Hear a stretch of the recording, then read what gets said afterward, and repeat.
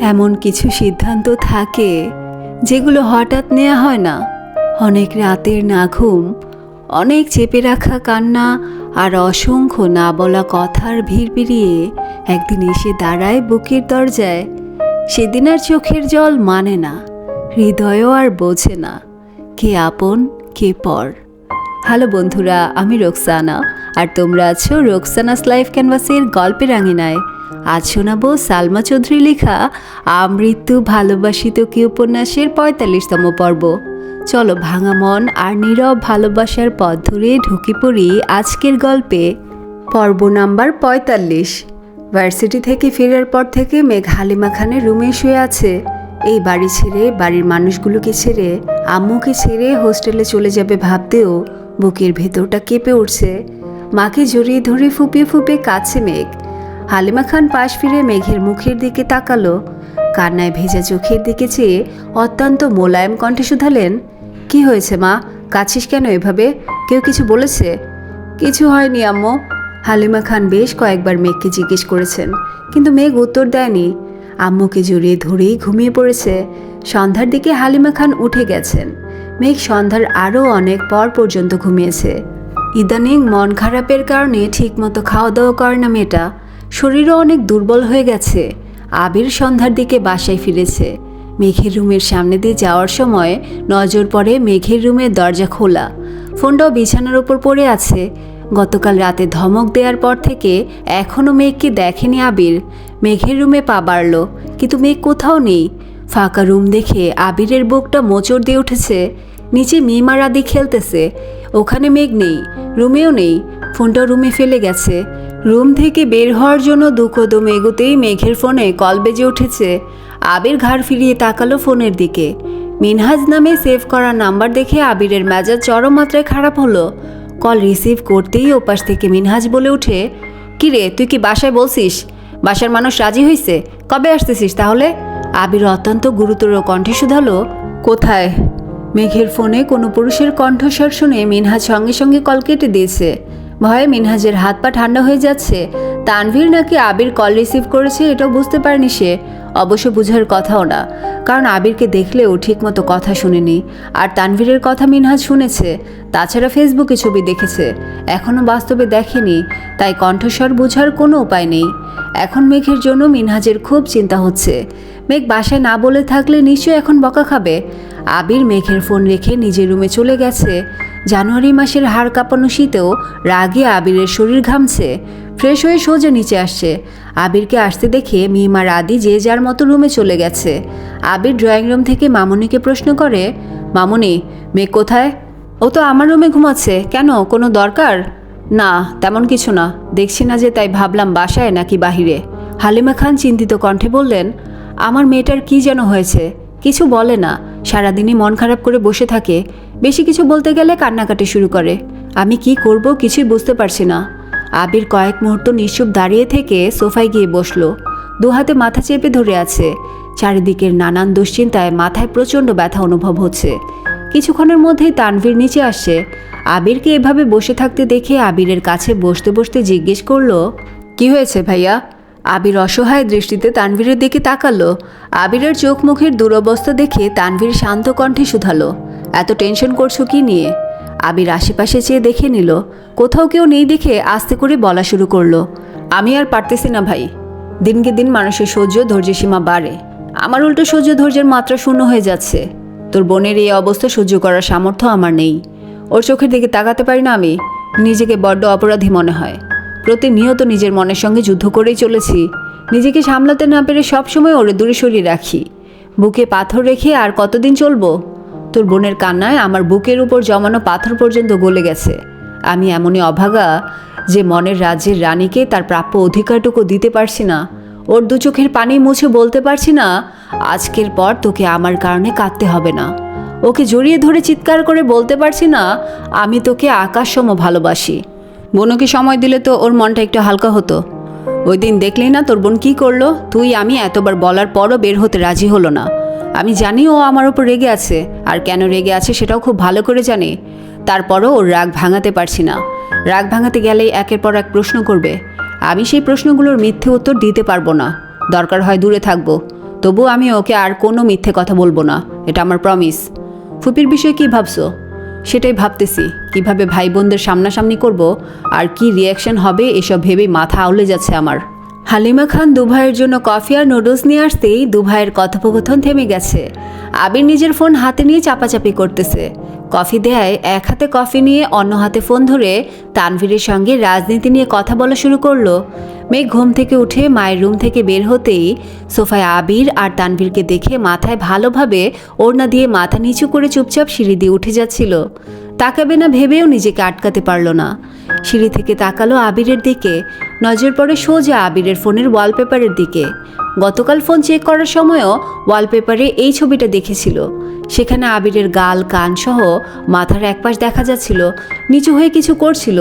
Call list check করার তাগিদে ওয়ালপেপারের ছবিটা ভালোভাবে দেখতে পারেনি, তবে আজ আবিরের হাতে থাকা ফোনে ওয়ালপেপারটা স্পষ্ট দেখা যাচ্ছে। ছবিটাতে আবির ঝুঁকে আছে, এক হাতে কোনো মেয়ের হাতের আঙুলগুলো ধরে রেখেছে, সেই সাথে আবিরের ওষ্ঠদ্বয় সেই হাতের উল্টো পিঠের ঠিক মাঝ বরাবর স্পর্শ করে আছে। সদ্য ঘুম থেকে ওঠা মেয়ে ঘুম ঘুম চোখে ছবিটা দেখতেই বুকটা ছ্যাদ করে উঠল। নীরের দৃষ্টিতে তাকিয়ে রইল সেই ছবির দিকে। যে আবির ভাইকে ঘিরে রঙিন স্বপ্নে বিভোর ছিল মেঘ, সে আবির কোনো মেয়ের হাতে চুমু খাচ্ছে। ভাবতেই মেঘের দম বন্ধ হয়ে আসছে। নিচের ঠোঁট কামড়ে ধরে কান্না আটকানোর চেষ্টা করে নিজের রুমে চলে গেছে। চোখের সামনে থেকে সেই দৃশ্য যেন সরছেই না। গতকাল আবির ভাই বলেছেন উনি বিবাহিত। মেঘ সে কথা বিশ্বাস করলেও পুরোপুরি করেনি, তবে আজ প্রমাণ পেয়েছে, তাই অবিশ্বাস করার কোনো অপশন নেই। কান্নার আওয়াজ বিশ্বাসঘাতকতা করছে, কাঁদতে চেয়েও কাঁদতে পারছে না, গলায় আটকে আসছে কান্না।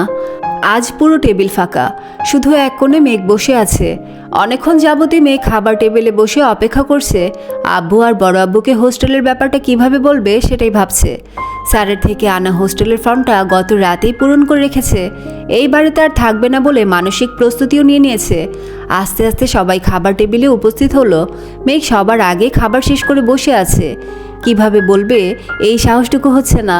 সামনে আবির বসা, এজন্য মূলত আরও বলছে না। আবির খাবার শেষ করে বেসিনের দিকে যেতেই মেঘ বলল, আব্বু আমার একটা কথা বলার ছিল। বলো আম্মু, কিছু লাগবে তোমার? প্রতিদিন বাসা থেকে ভার্সিটি পর্যন্ত যেতে অনেক সময় লেগে যায়। আঙ্কেলকেও আমার জন্য গাড়ি নিয়ে ঘন্টাখানেক অপেক্ষা করতে হয়, তারপর যানজট পেরিয়ে আবার বাসায় ফিরতে হয়। এত জার্নি করে আমারও খুব টায়ার্ড লাগে, পড়াশোনা হয় না ঠিক মতো। তাই বলছিলাম আমি হোস্টেলে সিট নিব, বান্ধবীদের সাথেই থাকবো, মাঝে মাঝে বাসায় এসে ঘুরে যাব। তানভীরের খাবার আটকে গেছে গলায়, চোখ বড় করে তাকিয়ে আছে মেঘের দিকে। তৎক্ষণাৎ ঘাড় ঘুরিয়ে তাকালো বেসিনের দিকে। আবির নেই। আতঙ্কিত হয়ে তানভীর ঢোক গিলল। আবির ভাইয়া শুনেনি ভেবে দীর্ঘশ্বাস ছাড়ল। আলী আহমদ খান আর মোজামেল খান দুজনেই নীরব। মেঘ পুনরায় বলল, আমি স্যারের সঙ্গে কথা বলেছি, ফর্ম পূর্ণ করেছি। আপনারা অনুমতি দিলে আমি আজই ফর্ম জমা দিব। বলেই মেঘ বাম হাতটা টেবিলের নিচ থেকে তুলে হাতে হোস্টেলের সেই ফর্মটা। তানভীর কিছু বলতে যাবে তার আগেই আবির টেবিলের অপর পাশ থেকে ফর্মটা নিয়ে এক টানে ছিঁড়ে ফেলেছে। আচমকা আবিরকে দেখে আতকে উঠে তানভীর।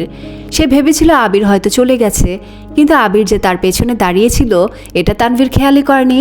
আবির রাগান্বিত কণ্ঠে চিৎকার করে ওঠে, কোন সাহসে তুই হোস্টেলে যাওয়ার অনুমতি চাচ্ছিস?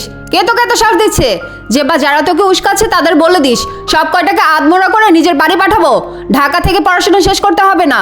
তোকে কিছু বলি না বলে যা ইচ্ছে করবি, যে দেখালে সব পেয়ে যাবে ভাবছিস? তোকে লাস্ট ওয়ার্নিং দিচ্ছি, পড়াশোনা করলে এই বাড়িতে থেকেই করতে হবে। বাড়ির বাইরে যেতে চাইলে পা দুটো ভেঙে ঘরে বসে রাখবো। আলী আহমদ খান গম্ভীর কণ্ঠে বললেন, আবির হচ্ছেটা কি? বাড়ির মেয়েদের সাথে উচ্চস্বরে কথা বলবা না, যাও এখান থেকে। আবির আগে কটমট করতে করতে চলে যাচ্ছে আর বলছে, এরপরও যদি কেউ অনুমতি দেন এর ফল খুব খারাপ হবে। গতকালকের মিনহাজের বলা কথাগুলো বারবার মনে পড়ছে। ওদের উস্কানিতেই মেঘ এসব করছে, এটা বুঝতে বাকি নেই আবিরের। এদিকে তানভীর কি বলবে বুঝতে পারছে না। আবির এভাবে চিৎকার করলো, আব্বু বা বড় আব্বু কীভাবে রিয়েক্ট করবে এটাও বুঝতে পারছে না। তারপরও তানভীর বলল, প্রয়োজনে আমি তোকে বাইকে দিয়ে আসবো, ক্লাস শেষে কল দিলে আবার গিয়ে নিয়ে আসবো, তবুও হোস্টেলে যেতে হবে না। মেঘ চিবুক নামিয়ে দাঁড়িয়ে আছে, চোখ তুলে তাকাতে পারছে না। মোজাম্মেল খান ভারী কণ্ঠে বললেন, থাক, তোমার আর নিয়ে যেতে হবে না। তোমাদের দুই ভাই বোনকে একসাথে যেতে দিব না, তাও আবার বাইকে। অ্যাক্সিডেন্ট করে রাস্তাঘাটে পড়ে থাকবা, নিজেও ব্যথা পাবা, সাথে আমার মেয়েটাকেও ব্যথা দিবা। দরকার হলে আমি আমার মেয়েকে নিয়ে যাব। পরিস্থিতি স্বাভাবিক করতে তানভীর ঠাট্টা স্বরে বলল, আপনি আমায় এত অবিশ্বাস করেন? বাইকারদের উপর আমার বিন্দুমাত্র বিশ্বাস নাই। ভয় পেয়েন না, আমার জীবন থাকতে আপনার মেয়ে আর আমার বোনের গায়ে একটা আঁচড়ও পড়তে দিব না আমি। এটুকু বিশ্বাস রাখতে পারেন? মেঘ এবার ছলছল নয়নে তানভীরের দিকে তাকিয়েছে। তানভীর মেঘকে অনেক ভালোবাসে, এটা মেঘ বুঝতে পারে, কিন্তু আজ এত কনফিডেন্স নিয়ে আব্বুর সামনে এভাবে কথা বলছে দেখেই মেঘ আশ্চর্য নয়নে তাকিয়ে আছে।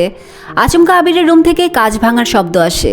শব্দ শুনে মেঘ সেদিকে এক পলক তাকিয়ে তৎক্ষণাৎ সিঁড়ির দিকে ছুটে। তানভীর খাবার রেখে বেসিনে হাত ধুতে যায়। রান্নাঘর থেকে মালেহা খান আর হালিমা খান আর্তনাদ করে ওঠেন। ইকবাল খান উঠে যেতে চাইলে আলী আহমদ খান আটকে দেন। গম্ভীর কণ্ঠে বলেন, এটা ওদের ভাই বোনের ব্যাপার, ওদেরকে বুঝে নিতে দাও। বড়রা সেখানে উপস্থিত থাকলে বিষয়টা আরও খারাপের দিকে যাবে। মালিহা খান যেতে চাইলে ওনাকেও আটকে দেন। মালিহা খান চিন্তিত কণ্ঠে বললেন, আবির যদি রেগে গিয়ে মেঘের গায়ে হাত তোলে? তানভীর মাত্র কি বলল শুনলে না? বোনের গায়ে একটা আঁচড়ও পড়তে দিবে না। দেখি সে তার দায়িত্ব কতটা পালন করতে পারে। এদিকে মেঘ অন্তহীন পায়ে ছুটে যায় আবিরের রুমে। দরজা থেকে তাকায় ভেতরে। আবির তাকে রুমে ঢুকতে নিষেধ করেছিল, তাই সরাসরি ঢুকতে পারছে না। দরজা থেকে উকি দিতেই দেখে আবির বিছানার একপাশে বসে আছে, দু হাঁটুর উপর দু হাত। ডান হাতের কয়েক জায়গায় ভাঙা কাচের টুকরো লেগে আছে, সেখান থেকে ফোঁটায় ফোঁটায় রক্ত পড়ছে। মেঘ সব ভুলে রুমে ঢুকে চিৎকার করে ওঠে, এটা কি করেছেন আপনি? ড্রেসিং টেবিলের ঠিক মাঝ বরাবর আবির ঘুষিটা দিয়েছে। অর্ধেক কাজ ভেঙে পড়ে গেছে আর অর্ধেকটা এখনও লেগে আছে। মেঘ হাত থেকে কাজ ছুটাতে গেলে আবির নিজের হাত সরিয়ে নিয়ে রাগান্বিত কণ্ঠে বলে, ডোন্ট টাচ মি। মেঘ এসব কথায় কান্না দিয়ে আবার এগিয়ে যায় আবিরের কাছে। দ্বিতীয়বারের মতো হাত ধরতে গেলে আবির 4 গুণ ভারী কণ্ঠে চিৎকার করে ওঠে, বললাম তো ছবি নামায়। বলেই পাশে টেবিলে থাকা কাচের গ্লাস ছুঁড়ে মারে ড্রেসিং টেবিলের দিকে। এই দৃশ্য দেখে মেঘ আতকে উঠে 2 কদম পিছিয়ে যায়। ভয়ে শরীর ঠান্ডা হয়ে যাচ্ছে, হাত পা কাঁপছে, দাঁড়িয়ে থাকার শক্তি পাচ্ছে না। ড্রেসিং টেবিলের বাকি অর্ধেক কাচ সাথে গ্লাসের ভাঙা টুকরোতে ফ্লোর ভরে গেছে। মেঘ কপাল কুঁচকে তাকিয়ে আছে আবিরের হাতের দিকে। কাচের টুকরোগুলো এখনও হাতে ঢুকে আছে, খোলার চেষ্টাও করছেন না। ফ্লোরে লাল টকটকে রক্ত ভেসে যাচ্ছে। মেঘের গলা শুকিয়ে কাঠ হয়ে গেছে। এমন সময় তানভীর রুমে ঢোকে। আবিরের কাছে যেতেই আবির রাগী স্বরে বলল, তানভীর, তোর বোনকে এখান থেকে যেতে বল। তানভীর স্বাভাবিক কণ্ঠে মেঘকে বলল, তুই রুমে যা। মেঘ কাঁদো কাঁদো কণ্ঠে বলল, ওনার হাতে কাজ। আমি দেখছি, তুই যা প্লিজ। মেঘ রুম থেকে বেরিয়ে যাচ্ছে। যেতে যেতে বেশ কয়েকবার তাকিয়েছে, চোখ ছলছল করছে। সামান্য হোস্টেলে যাওয়ার কথাতে আবির ভাই এভাবে রিয়েক্ট করবেন মেঘ ভাবতেও পারেনি। আজ ভার্সিটিতেও যায়নি। মিনহাজ, সাদিয়া, মিষ্টি অনেকবার কল দিয়েছে, কলও রিসিভ করেনি। তানভীর আবিরের হাত পরিষ্কার করে একজন ডাক্তার এনে ব্যান্ডেজ করিয়েছে। মেঘ সারাদিনেও রুম থেকে বের হয়নি। সন্ধ্যার পর তানভীর মেঘের রুমে আসছে। তানভীর, ভাইয়াকে দেখতে গেছিলি? মেঘ, না, উনি বারণ করেছেন যেতে। তানভীর, তখন তো রাগে বারণ করেছে, একবার গিয়ে দেখে আসিস। মেঘ, আমি যাব না। তানভীর, কেন? মেঘ, উনি আমায় ওনার রুমে যেতে বারণ করেছেন, ওনাকে ছুতে নিষেধ করেছেন, আমি কেন যাব ওনাকে দেখতে? তানভীর, এত রাগ জেদ ভালো না বনু। মেঘ, আমাকে বলছো কেন? রাগ জেদ ভালো না, এগুলো তোমার ভাইয়াকে বলো গিয়ে। তানভীর উঠে যেতে যেতে তপ্তস্বরে বলল, থাক তোরা তোদের রাগ নিয়ে, আমার কি? মেঘ মিহি কণ্ঠে ডাকলো, ভাইয়া। কি? একটা কথা জিজ্ঞেস করি। কর। আবির ভাই কি বিবাহিত? তানভীর ভ্রু কুঁচকে প্রশ্ন করে, তোকে কে বলছে? আবির ভাই। ভাইয়া তোকে এই কথা বলছে? হ্যাঁ। ভাইয়া তোকেই বলছে? ঠিক আমাকে না, মালা আপুকে মেসেজে বলছে। পর আমি জিজ্ঞেস করছি, তখন বলছে হ্যাঁ বিবাহিত। ও আচ্ছা, মালা ভাইয়াকে অনেকদিন যাবত ডিস্টার্ব করে, পিছু ছুটাতে বাধ্য হয়ে হয়তো বিবাহিত বলেছে। আমাকেও তো বলেছে, আমি কোনোকে ডিস্টার্ব করি নাকি? দূর পাগলি, তোকে তো মজা করে বলেছে। আর বাচ্চা? তানভীর কপাল গুটিয়ে আহাম্মকের মতো প্রশ্ন করলো, কিসের বাচ্চা? উনি যে বললো ওনার একটা বাচ্চা আছে। হায় আল্লাহ, ভাইয়া বলছে আর তুই বিশ্বাস করে ফেলছিস? তোর সাথে ফাজলামো করছে পাগল, এসব চিন্তা বাদ দিয়ে ভাইয়াকে দেখে আসিস। তানভীর চলে গেছে। মেঘ দীর্ঘ নিঃশ্বাস ছাড়ল, কিন্তু মনের ভেতরের অস্বস্তি কাটলো না। আবির ভাইয়ের ফোনের ওয়ালপেপারটা বারবার চোখে ভাসে। যদি বিবাহিত না হন তবে ওই ছবিতে মেয়েটাকে? আগেও একবার আবির ভাইয়ের ওয়ালপেপারে একটা মেয়ের ছবি ছিল, ওই মেয়ে বা কে? অনেকক্ষণ ভাবনা চিন্তা করে অবশেষে আবিরের রুমের সামনে আসলো। দরজায় দাঁড়িয়ে চেয়ে আছে। আবির ঘুমাচ্ছে, তাই ভেতরে ঢুকছে না। এক দৃষ্টিতে চেয়ে আবিরকে দেখছে। এত রাগ, অভিমান, ক্ষোভ সব কিছুর পরেও ওনার প্রতি এক অন্যরকম টান কাজ করে। এই অনুভূতি পৃথিবীর সব অনুভূতিকে হার মানাবে। 10 মিনিট পর আবির সজাগ হয়েছে। দরজায় মেঘকে দেখে আস্তে করে বলল, ভেতরে আয়। পুরুষালী কণ্ঠ মস্তিষ্কে পৌঁছাতে মেঘের ঘোর কেটে যায়। ধীর পায়ে রুমে ঢুকে দাঁড়িয়ে আছে দেখে আবির বসতে বলল। মেঘ চেয়ারে বসতে গেলে আবির বিছানার পাশে দেখিয়ে বলল, এখানে বস। মেঘ আবিরের কথা মতো আবিরের মাথার কাছে বসলো। দুজনে বেশ খানিকটা সময় নীরবতা পালন করলো। অবশেষে মেঘ নমনীয় কণ্ঠে জিজ্ঞেস করলো, হাতে কি ব্যথা আছে? কম। ওষুধ খাইছেন? না। কেন? এমনি, ইচ্ছে হয়নি। ঔষধ খেতে কি কারো ইচ্ছে হয়? কি জানি। আপনি তো এমন ছিলেন না, এমন হচ্ছেন কেন? কেমন হচ্ছি? ভণ্ড। মনে হয় তোর ছোঁয়া লেগে হইতেছি। ইস, আমি মোটেই ভণ্ড না। মাঝে মাঝে একটু ভণ্ডামি করিস আর কি। আবির ভাইয়ের মায়াবী কণ্ঠে শুনে মেঘের সব অভিমান গলে গেছে। মুখ গোমরা করে ডাকলো, আবির ভাই। আবিরের দৃষ্টি সরাসরি মেঘের চোখে পড়ে। চাওয়াচাওয়ি হয় দুজনের। এবার আবির না বলে ভ্রুজোড়া পরপর দুবার নাচে। আবিরের এমন কাণ্ডে মেঘ নিঃশব্দে হেসে মাথা নিচু করে ফেলে। আবির ভাইয়ের এমন চাহনি প্রতিবার মেঘকে লজ্জায় আড়ষ্ট করে। আবির মোলায়েম কণ্ঠে শুধালো, কিছু বলবি? মেঘ উপর নিচ মাথা নাড়ে। আবির বলে, বল। আপনি কি সত্যি বিবাহিত? হয়তো। বাচ্চা? প্ল্যানিং করব ভাবছি। মানে কি এসবের? বিয়ে করছি, বাচ্চার প্ল্যানিং করব না? কাল যে বললেন বাচ্চা আছে, ওটা তো কল্পনায়। মেঘ গম্ভীর কণ্ঠে বলল, ফাজলামো বন্ধ করুন। ভাইয়া বলছে আপনার বউ বাচ্চা কিছু নাই। না, এ হতে পারে না। আমার বউ আছে, কল্পনায় বাচ্চাও আছে। আর একটা প্ল্যানিং করব ভাবছি। ফাজলামো বাদ দিন, সত্যি করে বলুন প্লিজ। আচ্ছা, তুই না আমায় বিশ্বাস করিস না, তাহলে এই কথা চোখ বন্ধ করে বিশ্বাস করে ফেলেছিস কিভাবে? তার মানে ভাইয়া যা বলেছে তা সত্যি? আল্লাহ জানেন। আবিরের ওয়ালপেপারের ছবিটার কথা ভেবে মেঘ পুনরায় ডাকে, আবির ভাই। আপনার ওয়ালপেপারের ছবিটা কার? আমার। কেন? আপনার তো জানি, কিন্তু মেয়েটাকে? মেয়ে আসলো কোথা থেকে? আমি দেখেছি। আবির পাশ থেকে ফোন নিয়ে লক খুলে মেঘের দিকে ধরল। ছবিটাতে আবির ঝুঁকে জুতার ফিতা বাঁধতেছিল। আবিরের থেকে কিছুটা দূরে একটা ছেলে একটা মেয়ের হাতে চুমু খাচ্ছে। ওয়ালপেপারটা দূর থেকে দেখলে মনে হবে আবিরই মেয়েটার হাতে চুমু খাচ্ছে। মেঘ ছবিটা দেখে আবিরের দিকে ফোন দিয়ে বলল, ওয়ালপেপারে দেওয়ার মতো আর ছবি নেই আপনার? আছে। এটা চেঞ্জ করবেন? Okay ma'am. মেঘ নিশ্চুপ, নিজের পচা চিন্তা ভাবনার জন্য লজ্জায় মাথা নিচু করে বসে আছে।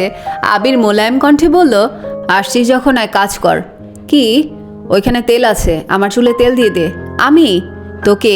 আমার যে বউ আছে এটা তো তুই মানতেছিস না। এখন দিয়ে দে তেল। আপনাকে ছুতে নিষেধ করেছিলেন, হয়তো ভুলে গেছেন। চুলে তেল দিতে তো স্পর্শ করতে হবে। ও আচ্ছা, তার মানে ছবি না বলে মন স্থির করেই ফেলেছিস? জি। এত জেদ কোথায় থাকে তোর? জানি না। আবির বাম হাতে মেঘের ডান হাত টেনে নিজের কপালের উপর রেখে বলল, দেখ গায়ে কত জ্বর, মাথা ব্যথায় তাকিয়ে থাকতে পারছি না। তারপরও তুই যদি জেদ নিয়ে থাকতে চাস, আমার কিছুই বলার নেই। মেঘ তাড়াতাড়ি গিয়ে তেলের বোতলটা নিয়ে আসছে। এতক্ষণ গাছ হয়নি বলে জ্বরের মাত্রা বুঝতে পারেনি। অল্প অল্প করে তেল হাতে নিয়ে আবিরের চুলে মাসাজ করে দিচ্ছে। আবির অপলক দৃষ্টিতে মেঘের দিকে তাকিয়ে আছে। ঠোঁটের কোণে এক চিলতে হাসির ঝলক। মেঘের নজর পড়তেই মেঘ হালকা ধমকের স্বরে বলল, মাথা না ব্যথা? চোখ খুলে রেখেছেন কেন? আবির সঙ্গে সঙ্গে চোখ বন্ধ করে ফেলেছে। মেঘ বেশ খানিকক্ষণ চুলে মাসাজ করে মাথা টিপে দিয়েছে। চোখ বন্ধ রাখতে রাখতে আবির কখন যে ঘুমিয়ে পড়েছে নিজেও জানে না। মেঘ 10 মিনিট চুপচাপ বসে রইল। কি করবে বুঝতে না পেরে ভাবল রুমে চলে যাবে। যেই না উঠতে যাবে অমনি আবির কাত হয়ে মেঘের হাত জড়িয়ে ধরেছে। আবির জ্বরের ঘরে বিড়বিড় করতেছে, তুই যাস না প্লিজ। মেঘ দুবার আবিরকে ডাকে, কিন্তু আবির গভীর ঘুমে তলিয়ে আছে। জ্বর বাড়তেছে, জলপট্টি দিবে যে তার ব্যবস্থাও নেই। আবির হাত আঁকড়ে ধরায় উঠতেও পারছে না। আবিরের মাথায় হাত বুলাচ্ছে, আবিরকে ডাকছে, কিন্তু আবিরের কোনো সাড়া নেই। কপালে গলায় হাত দিয়ে মেঘ বারবার জ্বর পরীক্ষা করছে। দিশাবিশা না পেয়ে মেঘ নিজের গাল আবিরের কপালের সঙ্গে মিশিয়ে রেখেছে, যেন গায়ের তাপ কিছুটা হলেও মেঘের শরীরে চলে আসে। এই ছিল আজকের আমৃত্যু ভালোবাসি তোকে উপন্যাসের 45তম পর্ব। কিছু ভালোবাসা শুধু চুপচাপ সরে যেতে জানে, নিজের বুকের রক্ত দিয়ে, অন্যের সুখ লিখে দিয়ে। যদি এই নীরব কষ্টটুকু তোমার হৃদয়ের কোথাও ছুঁয়ে যায়, তাহলে পাশে থেকো। লাইক, কমেন্ট, শেয়ার আর সাবস্ক্রাইব করে আজ এখানে বিদায়। আবার দেখা হবে ভালোবাসা আর অভিমানের নতুন এক অধ্যায় নিয়ে। ততক্ষণ পর্যন্ত ভালো থেকো, সুস্থ থেকো, নিজের যত্ন নিও। আল্লাহ হাফিজ।